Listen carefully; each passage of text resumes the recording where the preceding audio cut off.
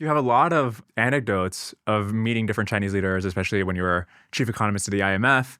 And it seems like you had positive experiences. They would listen. You met the premier with your family, and he would like listen to your advice. So, one, how does that inform your view about how competent their leadership is?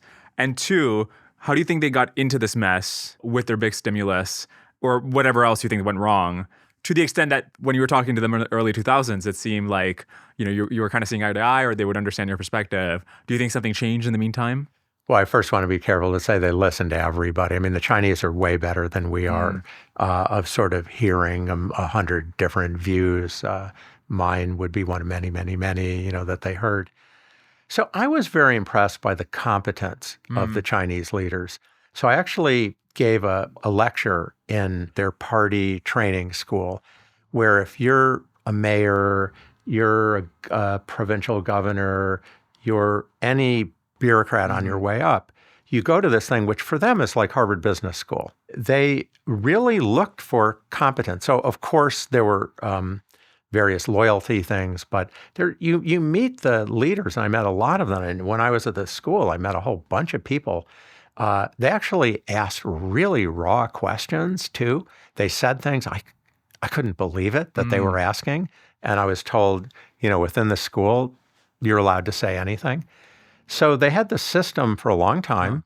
And when you met Chinese technocrats or even, so the mayor of Shanghai, they were impressive. I'm not saying ours aren't, but it's a mix. I mean, I think you know that. And then Xi Jinping has really changed that.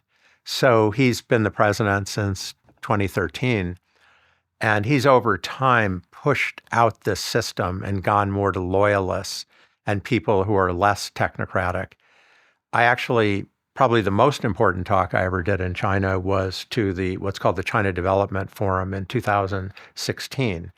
It's this, giant hall that had most of the top leaders in the party, a lot of the elite of the tech world, Mark Zuckerberg and, many others like that were there. I said, I'm looking at your housing. I'm looking at your infrastructure.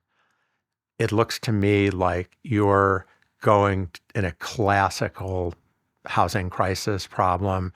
Your catch-up is over. Your demographics don't look good.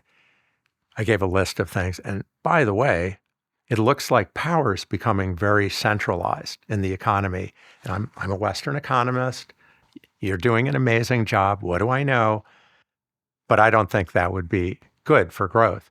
And I have to say, after I gave the talk, I just figured, you only live once. You just have to say what you have to say. The couple top leaders came up to me and said, Professor Rogoff, we very much appreciated your remarks. And I was thinking, oh no, they're going to put me in jail or something at the end of this. But I'm less impressed by them now. And I'm worried that, let's say we get into a tangle let me back up. They get in a crisis, which they're in now. I think they're in a deep crisis still. Or somehow hotter heads prevail between the United States and China, and we get in some kind of entanglement nobody wants. I worry that we're not as competent. I'm speaking about right now.